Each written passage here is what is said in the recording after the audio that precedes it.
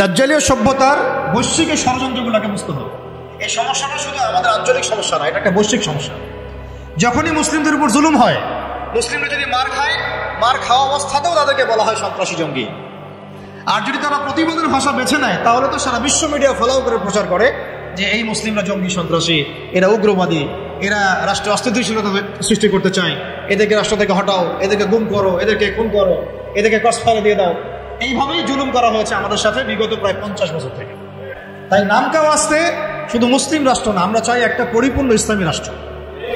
যতদিন পর্যন্ত পরিপূর্ণ ইসলামী রাষ্ট্র এবং শাসন ব্যবস্থা কায়েম না হচ্ছে, ততক্ষণ উলামায়ে কেরামদের দুর্দশাও দূর হবে না, বরং ওরা মসজিদ মাদ্রাসাগুলো পর্যন্ত নিয়ন্ত্রণ করতে থাকবে। নিয়ন্ত্রণ করে নাই তার আগে? এমনকি জুমার খুতবায় চিঠি পাঠিয়ে দেওয়া হতো যে এই যে এই বিষয়ে আলোচনা করবেন, বাকি ডানে বামে যেন কথা না যায়। প্রত্যেকটা মসজিদে ডিজিএফআই বসে থাকতো, এনএসআই বসে থাকতো, ডিবির লোকজন বসে থাকতো।